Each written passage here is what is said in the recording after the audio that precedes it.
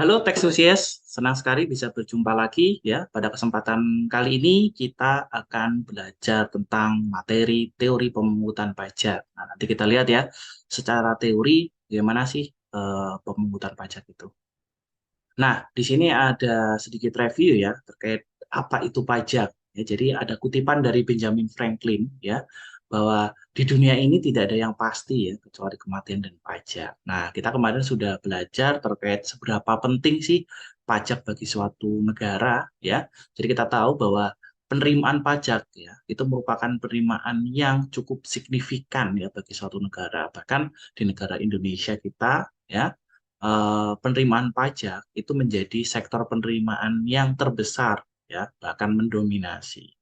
Nah, dari pengertian pajak sendiri ya bahwa pajak itu merupakan kontribusi wajib ya sebagai seorang warga negara di mana eh, kontribusi tadi itu bersifat memaksa yang didasarkan pada undang-undang. Jadi memang pemungutan pajak ini tidak boleh dilakukan serta-merta ya atau semena-mena karena memang ada dasar aturan yang mendasari hal tersebut.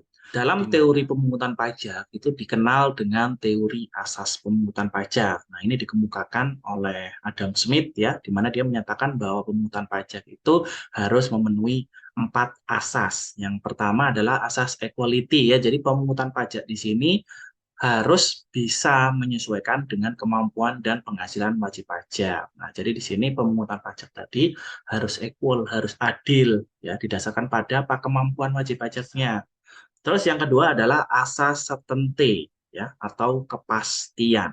Ya, jadi semua pungutan pajak harus berdasarkan undang-undang dan harus bisa memberikan kepastian hukum kepada wajib pajak. Ya, jadi tidak boleh pungutan pajak tadi tidak memberikan kepastian hukum, misalkan tidak diatur di dalam undang-undang tersebut, jika wajib pajak lalai gimana, ada sanksinya atau enggak. Nah, kalau tidak diatur, nah berarti kan tidak ada kepastian hukum ya bahwasannya orang yang melakukan pemenuhan dan orang yang tidak melakukan pemenuhan itu tidak ada bedanya. Nah, ini harus diatur secara jelas ya di dalam undang-undang mengenai hak dan kewajiban dari wajib pajak. Terus yang ketiga adalah asas convenient of payment. Ya, jadi pajak itu harus dipungut pada saat yang tepat. Gitu. Contohnya misalkan terkait dengan pajak penghasilan. Nah, kapan saat yang tepat untuk melakukan pemungutan pajak penghasilan atau pengenaan pajak penghasilan, yaitu adalah pada saat diterimanya penghasilan. Jadi wajib pajak nggak akan dikenakan pajak kalau dia tidak memperoleh objek pajak tadi, ya tidak memperoleh penghasilan, maka tidak akan dikenakan pajak penghasilan. Yang keempat yaitu asas efisiensi ya. Jadi biaya pemungutan pajak harus efisien. Jadi biaya yang dikeluarkan oleh negara untuk melakukan proses pemungutan pajak itu harus lebih kecil dari jumlah pajak yang dia terima.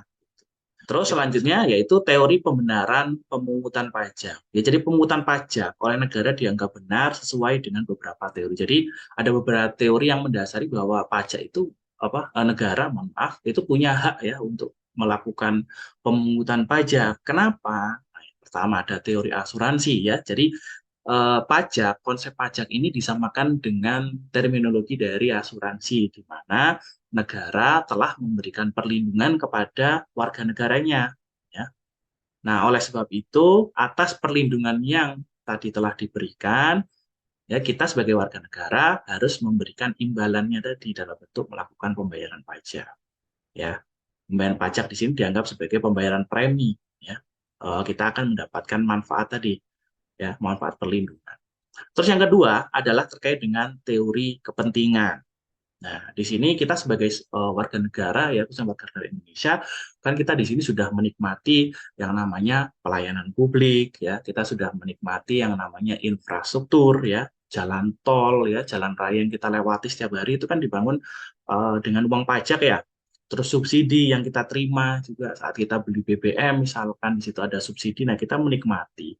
Nah, setelah kita menikmati apa yang sudah diberikan oleh negara tadi, ya, kita sudah menikmati pelayanan, infrastruktur, maka kita tidak boleh melupakan kewajiban tadi ya, kewajiban untuk apa? Memberikan kontribusi juga kepada negara. Karena kita memiliki kepentingan tadi ya, kepentingan untuk bisa menikmati fasilitas yang sudah disediakan oleh pemerintah ya, infrastruktur dan sebagainya.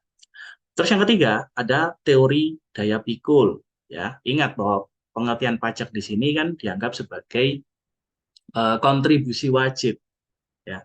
Jadi memang dalam teori kontrak sosial kita sudah pelajari sebelumnya ya, bahwa sebelum terbentuknya negara ini kan kita terbagi atas individu-individu ya, di mana individu-individu ini tadi akhirnya bergabung menjadi satu, menjadi sebuah komunitas masyarakat. Nah, terus gimana untuk menyelesaikan masalah-masalah komunitas ini? Maka dibentuklah suatu konsep negara tadi ya, untuk menyelesaikan kepentingan umum. Nah, berarti di sini masing-masing individu itu mengemban tugasnya masing-masing.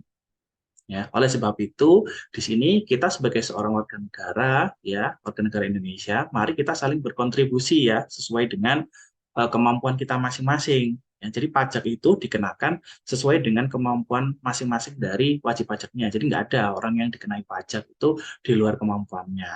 Sehingga di sini masing-masing warga negara memiliki ya kewajiban untuk memberikan kontribusinya tadi. Ya. Terus yang keempat adalah teori bakti. Ya, ini bakti sebenarnya sama ya. Intinya adalah kita harus berbakti kepada negara atas apa? Ya, atas apa yang sudah diberikan negara kepada kita tadi ya. Kita sudah diberikan uh, kemudahan ya, diberikan pelayanan, diberikan jaminan sosial, diberikan fasilitas ya. Semua yang kita nikmati ini ya itu diberikan oleh negara. Nah, kita seyogyanya ya atas pemberian dari negara dalam bentuk fasilitas dan sebagainya tadi kita memberikan bakti kita kepada negara. Cuma di sini memang ada beberapa kekurangan ya terkait dengan teori bakti di sini karena memang teori bakti ini cenderung ya bahwa negara ini nanti akan otoriter ya, dalam artian di sini kita akan patuh ya secara penuh atas apa, atas yang telah ditentukan oleh peraturan yang dibuat oleh negara. Terus yang kelima yaitu teori daya beli ya, bahwasanya sistem pemungutan pajak atau pemungutan pajak ini adalah bentuk redistribusi pendapatan. Ya, jadi untuk mengurangi adanya kesenjangan sosial itu maka perlu ada redistribusi pendapatan tadi. Nah, bentuk redistribusinya tadi adalah melalui pembayaran pajak. Ya, jadi antara eh, warga negara dengan apa yang memiliki penghasilan besar dan yang memiliki penghasilan kecil, tentunya jumlah pajaknya nanti kan akan berbeda.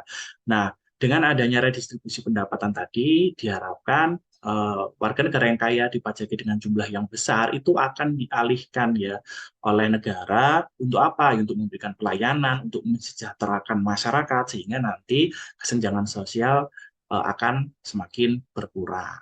Nah, itu tadi ya terkait dengan teori dari pembenaran pemungutan pajak. Nah, berikutnya adalah terkait dengan syarat undang-undang perpajakan ya. Jadi dalam pembuatan undang-undang pajak perlu adanya pengujian apakah undang-undang tersebut sudah sesuai dan mencerminkan unsur-unsur keadilan di dalamnya. Nah, di sini yang pertama syaratnya adalah syarat keadilan ya. Ini jelas ya bahwa syarat keadilan ini menyatakan bahwa pembuatan undang-undang tadi harus terbebas dari konflik kepentingan ya. Dalam artian tidak ada pihak manapun yang lebih diuntungkan ya. Jadi intinya di sini harus bisa memenuhi asas keadilan. Terus yang kedua adalah syarat yuridis. Ya, jadi syarat pembuatan sebuah undang-undang perpajakan ini harus ada dasarnya. Nah, pada Undang-Undang Dasar 1945 itu kan dinyatakan ya bahwa pungutan pajak ya itu akan diatur dengan undang-undang yang lain. Nah, berarti di sini terkait dengan undang-undang perpajakan ya itu ada dasar hukumnya ya, tidak serta-merta muncul itu. Terus yang kedua adalah syarat finansial. Ya. Syarat finansial di sini menyatakan bahwa pembuatan undang-undang atau peraturan perpajakan ya itu harus bisa memenuhi syarat finansial dalam artian nantinya pemungutan pajak ini harus bisa efisien. Ya, efisien di sini adalah biaya yang dikeluarkan untuk melakukan pemungutan pajak itu harus lebih kecil dari manfaat pajak yang akan diterima.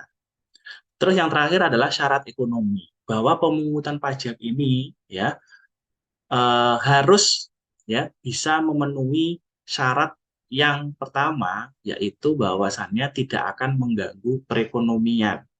Nah, kita tahu bahwa fungsi pajak itu selain fungsi budgeter juga ada fungsi reguleran ya, fungsi mengatur. Sehingga di sini kebijakan pajak digunakan untuk mengatur tadi ya, jangan sampai pungutan pajak ini nantinya akan mengganggu jalannya perekonomian. Justru dengan adanya pungutan pajak tadi, itu justru dengan adanya pungutan pajak ini atau pengenaan pajak ini diharapkan bisa menimbulkan adanya dorongan pertumbuhan dan perkembangan ekonomi kita. Jadi justru malah nggak boleh mengganggu, ya. Nah, di sini ada stelsel pajak, ya. Jadi di dalam undang-undang itu diatur mengenai tata cara pemungutan pajak, ya. Jadi stelsel pajak ini merupakan sistem pemungutan pajak yang digunakan untuk menghitung besaran pajak yang harus dibayar oleh para wajib pajak. Nah, stelsel pajak ini terdiri dari tiga, ya. Jadi ada stelsel nyata, ya, menyatakan bahwa perhitungan pajak terutang itu ya dilakukan di akhir tahun setelah diketahui jumlah pasti penghasilannya itu berapa. Nah, sedangkan stelsel anggapan itu menggunakan perhitungan anggapan, dalam artian di tahun berjalan kita sudah bisa melakukan perhitungan pajak terutang. Gitu. Nah, sedangkan stelsel campuran ini adalah kombinasi antara stelsel nyata dan stelsel anggapan. Jadi di tahun berjalan sudah mulai dihitung berapa pajak yang mungkin terutang, lalu di akhir tahun dikalkulasikan kembali berapa jumlah penghasilan yang diperoleh dan berapa pajak yang terutang. Nah, sistem perpajakan kita yang ada di Indonesia ini menggunakan stelsel campuran. Ini makanya ada mekanisme withholding dan self-assessment, ya. Jadi mekanisme withholding ini digunakan untuk menjalankan sistem stelsel anggapan, ya. Sedangkan nanti yang self-assessment, ya, saat melaporkan jumlah penghasilan yang dia peroleh selama 1 tahun, itu dia hitungkan berapa penghasilannya, terus dihitung pajak terutangnya, dikurangi dengan pajak-pajak yang sudah dia bayarkan di tahun berjalan. Nah, ini dikenal dengan stelsel campuran, ya, khususnya untuk perhitungan pajak penghasilan tahunan. Oke, itu tadi materi tentang teori pemungutan pajak. Terima kasih, sampai jumpa lagi lain kesempatan. Salam tax enthusiast.